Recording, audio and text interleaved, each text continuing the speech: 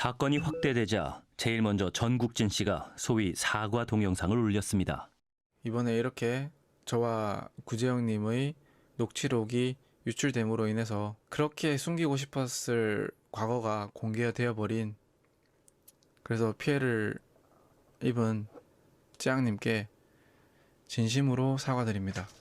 이때 레커 연합에 대해 언급했는데요. 레카 연합이라고 지칭되는 사람들과 만나서 술 한잔을 하거나 얘기를 하고 그럴 때 장난인지 진담인지는 모르겠지만, 예를 들어서 뭐 누구야 너 그만 좀 받아 먹어라 뭐 이런 얘기들이 레카 연합 그 사람들 사이에서 오갔고, 2023년 9월경 우연히 자리를 함께하게 된 일명 사이버 레커 유튜버들과 헬스 유튜버들. 그때 장난처럼 만든 모임의 이름이 사이버 레커 연합이라는 말로 퍼져나갔습니다. 아니 카라큘라랑 이런 친구들 오면 나 오늘 뭐 자식하겠어. 아니 누구야? 저 주작감별사 전국진. 전국진 씨는 이 술 모임에서 영향을 받았다고 주장했습니다. 저희가 이거 어떻게 알아냈냐면은 이상한 소리 하고 있어. 쯔양 협박과 비슷한 사건들이 더 있었던 듯합니다. 아니 왜 내 이름을 팔아갖고 3억을 받았냐고.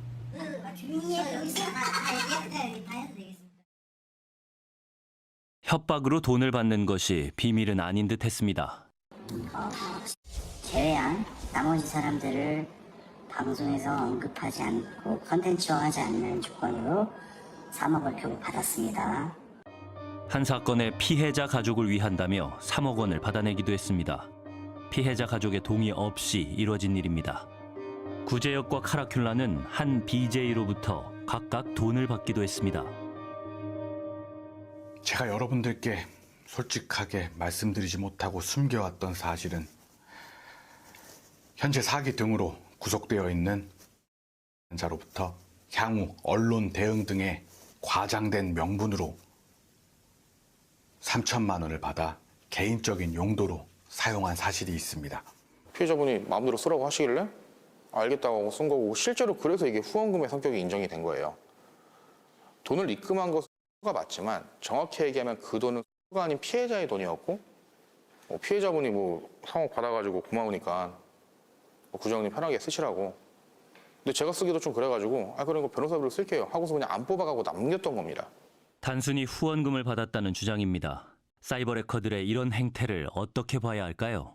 그 권력을 행사하면서 자기가 돈을 벌고 받고 그 정보를 서로 자기들끼리 신디케이트 형성해서 주고받고 연합하고, 그건 사이버 조폭이죠. 사이버 레카는 사실은. 보다 지능적인 방법, 온라인, 디지털, 공개화 이런 수단 방법을 폭력처럼 사용을 해서 상대방의 약점, 두려움 이것을 이용해서 착취를 하는 거죠. 더 나쁘고 더 악질적인 것은 이번에 우리가 봤겠지만 그게 공간 밖으로 또 나왔어요. 그러니까 이 안에 있는 컨텐츠도 내가 자극적으로 만들어서 터트리고 이거 참 나쁜 거죠. 이거 터트릴게 라고 돈 벌고, 이거 내가 보호해 줄게 라고 해서 또 돈 받고, 온라인 밖으로 나와서 이제 공갈 협박이 돼버리는 거예요. 결국은 돈이죠. 그리고 비즈니스 모델을 찾은 거죠. 부산 돌려차기 사건 가해자 실체를 폭로하며 구독자 30만 명을 모은 유튜브 채널입니다. 지난 5월 운영자가 구속됐습니다. 압구정 롤스로이스 뺑소니 사건과 관련해 폭로를 하겠다며 가해자 측으로부터 3억 원을 받은 혐의입니다. 일명 사이버 레카, 관심을 끌만한 일이 생기면 신속하게 방송을 만들어 올리는 유튜버들로 일부는 타인의 약점을 폭로하거나 범죄 가해자의 신상을 공개해 사적 제재를 가하기도 합니다.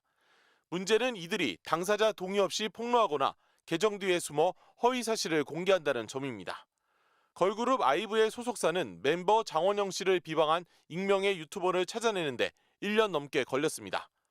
구글 본사가 있는 미국 캘리포니아주 법원에 정보 공개 명령까지 청구했습니다. 외국에 있는 외국 법인이기 때문에 관할권이 없다고 해서 어떤 절차를 취하기가 굉장히 어려운 거죠. 해외에 있기 때문에 수사를 못한다고 수사 중지를 하거든요. 최근엔 사이버 레카의 표적이 유명인을 넘어 일반인으로까지 확대되는 추세입니다. 불륜, 폭로 등을 검색하면 줄줄이 뜨는 영상들.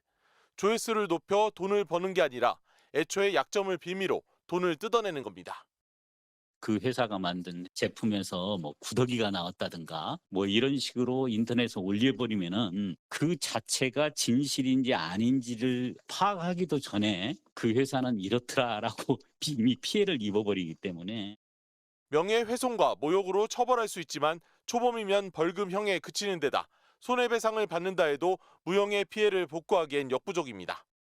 일부 유튜버를 포함한 황색 언론들, 이른바 사이버 레카의 병폐에 대해 우리는 언제까지 침묵해야 하는가?